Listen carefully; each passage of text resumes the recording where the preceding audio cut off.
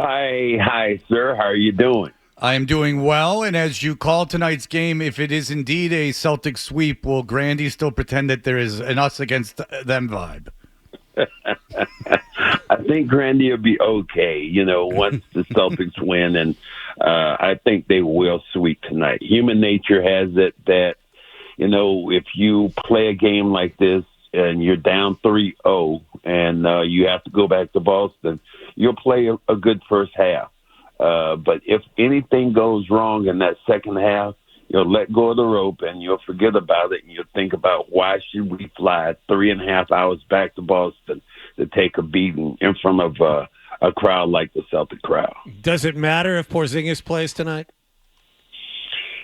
It would be nice if he did, but I just think that why are you going to do that if in fact you've already won these games? And I still believe the Celtics are good enough right now to beat this team without Porzingis. They just did it, and I think they'll have a golden opportunity again tonight. The thing I really wanted to ask you about was Luka Doncic, who is obviously one of the best players in the league, but you played in a time where the league was much more physical. As a guy who comes from a certain generation of players, how do you feel about Luka complaining as much as he does? John, we use the word we call bitching, okay? Yep. All the time.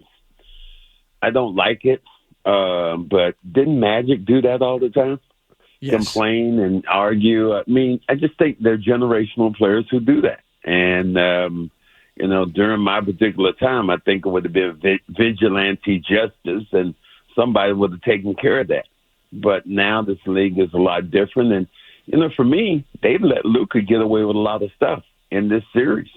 I've heard many times saying they would probably gave him 2 or 3 technicals and threw him out the game, but the leeway that they've given him in this game has been extraordinary. What is the justification? I mean, you're a player, like John said, your numbers retired by the Celtics, based a lot on your excellence in the playoffs. What is the mentality of a player that's like laying on the floor complaining possession after possession while there's transition baskets the other way? And then when that's broken, when they break the film down in front of the team and like you see it, A, is that something a coach would point out in front of the team to the player? And B, if they do, how embarrassing is that to the individual that's being called out? It's pretty embarrassing. But the player already knows. And sometimes if you have a superstar player like that, I don't even know if you run the tape back to show him, to embarrass him in front of the team. A lot of these players right now, they want to be coddled. And because of that, if you're Luka, are you about to piss him off right now if you're J. Kidd, your best player, showing him something that he already knows in front of his teammates? His teammates have seen it already. And remind you want to sign this guy back to almost $600 million, a $600 million contract. So I don't know. It's a very fine line as a coach to try to reprimand a guy at the same time trying to, just get his attention. Especially in the NBA where generally the superstar on your team kind of determines your future as a coach, right? So if Luka says to Mark Cuban, I don't like this guy anymore, and Mark Cuban says, well, I want to keep Doncic, I care more about him than I care about Jason Kidd. Yeah, we've seen that. Haven't we seen that right now in L.A., where the Lakers at? How many coaches they've gone through? Even right now, Donovan Mitchell, something went on right now in Cleveland, and Cleveland said, well, let's get rid of this coach because we want you to somehow sign an extension and be happy. That's the thing I did talk to some of the coaches with the Celtics. And that generally these guys that they have are good guys, and they don't have to be baby. They love the game. They love the coach. So the Celtics haven't had to deal with that in a while. Now, I do believe they dealt with it when Kyrie's around. When Kyrie was here and they wanted him to sign, I think they overextended. They babied him too much, and he decided to still leave. How do you think Jason Kidd has handled Luka Doncic, given what Ryan just brought up? And it is touchy because you do want him to play, and Jason Kidd wants to keep his job. But how do you think he's handled the situation? I think that, he tries to do it in a manner, again, to try to get the players' attention. But at the same time, he does not want to blast him out in the public and put him in the limelight, put him on Front Street. So that's that fine line we talk about. He wants their respect, he wants their love. But here's the thing I believe with players, though. Players are like kids. And my dad back in that time would tell me, I'm not your damn friend, and I'm your parent.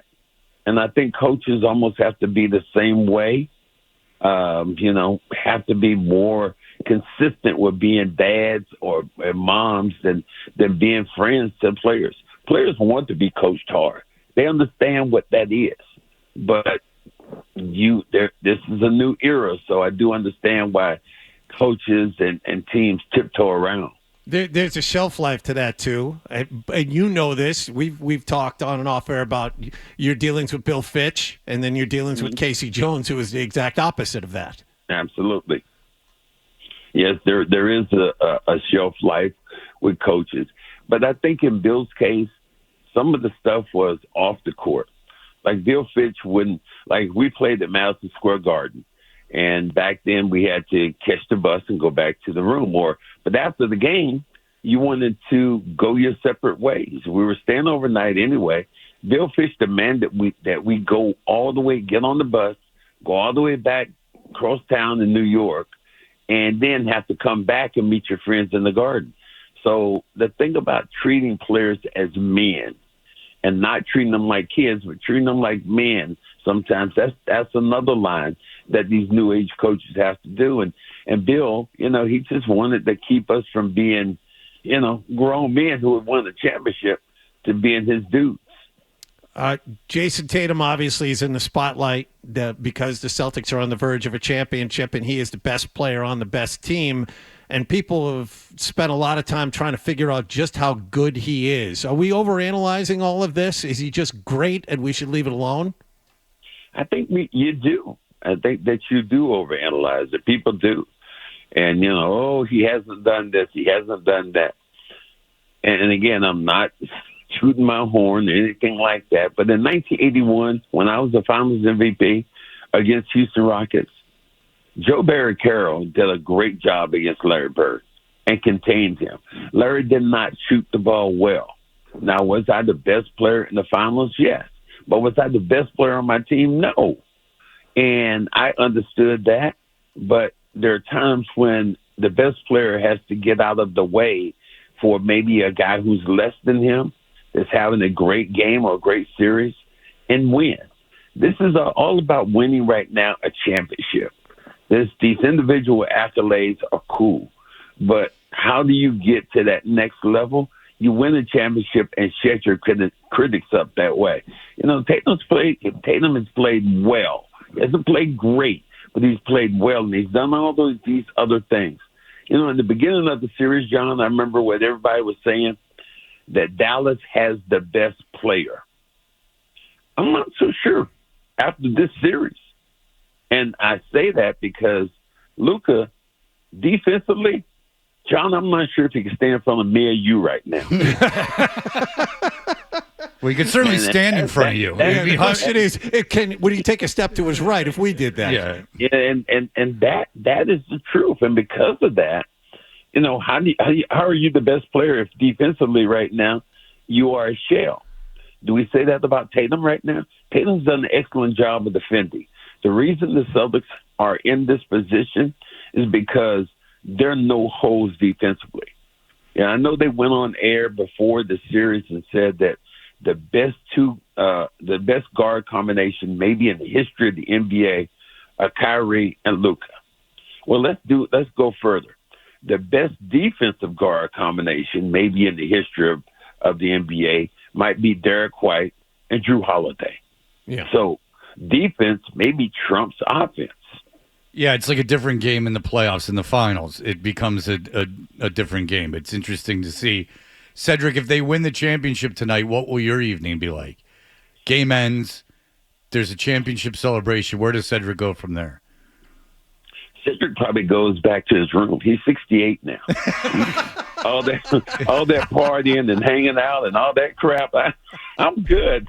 I just want to win and go home. Okay. When would the plane leave? Would it leave in the morning? Would it leave the next day? Is there a room to go back to?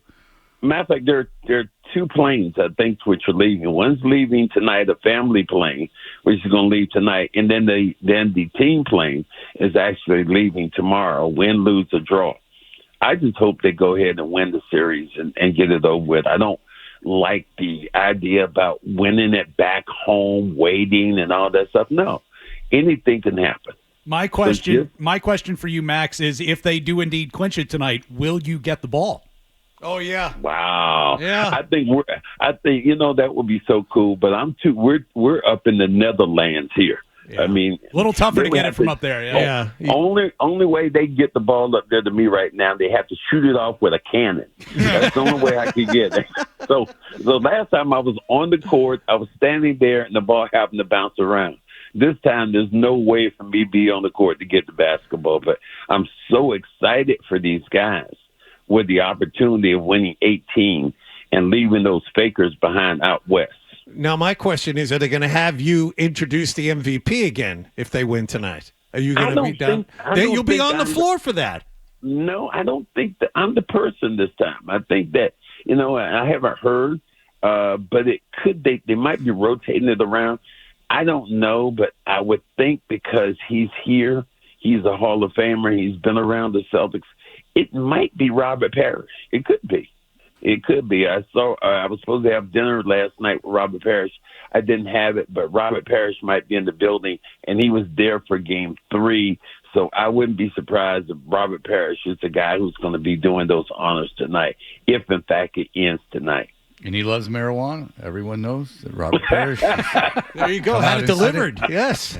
He said it many times. Well, here's the beauty of all that which is so ironic now. Robert Parish used to have it flown in.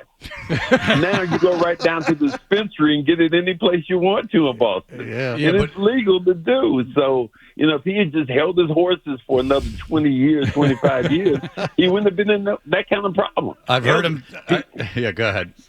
No, I think they'd let you grow it in your own house if you wanted to. To a certain degree, they do. But I'll tell you this, is that I don't think he would have traded those years for anything.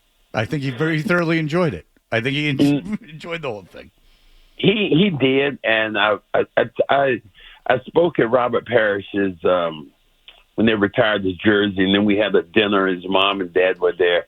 I said I was never prouder of Robert Parish as a player, but more so when he got in trouble. Because when he did the whole thing with the marijuana, he stood up.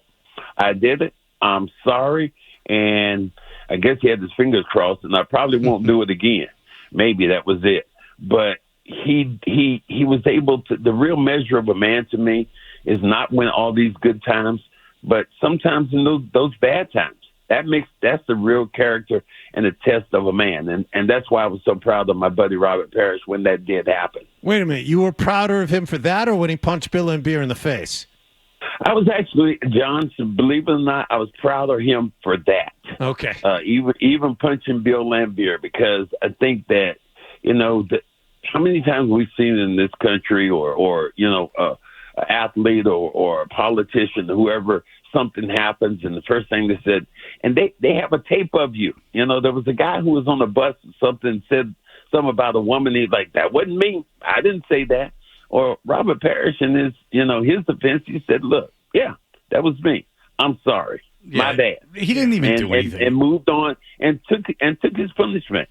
And that's a lesson to all kids, to people, anybody out there who says, look, once you do something and that's done, you get caught, you do the time, you do whatever it was, and now you pay the price. And you move on. You become a better person because of that instead of trying to dodge the issues. All right. Well, yeah, Scott Zola just came in and said you're the second best color guy of all time. Yeah. No, my buddy. That's my buddy Zoe. Yeah. Zoe is the only person in New England that can call me colored. So I just go with that. I'm not sure that's the case. I don't think there's anyone. I don't think Scott gets away with that. No. I let Zoe do it all the time. All right. When I walk into a room, that's the first thing Zoe says. Here comes the second best colored man in the league. I love it. Perhaps you're mishearing him, Cedric. I don't know. Well, no, I'm hearing what I want to hear. Fair enough. You're hearing what he's thinking, is what you're saying. Well, yeah, that's a possibility. Yeah, that could be it. Max, enjoy yourself tonight. All right. I hopefully, when we talk again, we're talking about championship and, the legacy of this team. And to me, if they break through this year, I happen to talk to Wick about this, and anybody who'd want to hear me, if they break through tonight or in this series, this team, the way it's constructed with Brad Stevens and all these players, they have a possibility to do this 2 or 3 other times with the team that they have right now. Oh, yeah, there's no question. Yep. This is a team set up for a long run. Set up for a long run. Not saying they're going to do it, but set up for it. Well, Cedric, enjoy yourself tonight. Hopefully, for your sake, they win tonight. You don't have to go home and do another game. We appreciate the time. Thank you so much. Thank you, gentlemen. Have a good one. Take care, Take Max. it easy. If you like that clip, check out more videos from Toucher and Hardy here. For more Celtics analysis and opinion, hit this playlist. And for all the latest from the Sports Hub, download the app at 985thesportshub.com.